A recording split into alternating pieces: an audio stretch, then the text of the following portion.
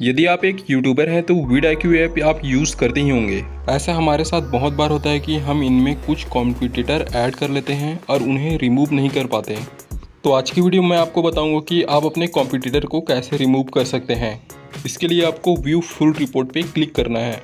Demo के लिए मैंने यहाँ पे एक कॉम्पिटिटर ऐड करके रखा है। यहाँ पे मैं कुछ और कॉम्पिटिटर ऐड कर लेता हूँ। हम मैक्सिमम 3 कॉम्पिटिटर ऐड कर सकते हैं, तो यहाँ पे मैं 2 कॉम्पिटिटर और ऐड कर लेता हूँ।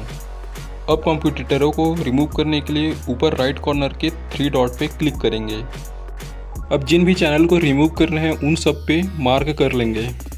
उसके बाद नीचे रिमूव पे क्लिक करेंगे। देखिए हमारा एक चैनल रिमूव हो गया है। अब मैं एक और चैनल को रिमूव करके आपको बताता हूँ। इसके लिए हम फिर से राइट कॉर्नर के 3 डॉट पे क्लिक करेंगे। जिस चैनल को रिमूव करना है उसमें मार्क करके रिमूव कर देंगे। तो देखिए हमारे कॉम्पिटिटर रिमूव हो गए हैं।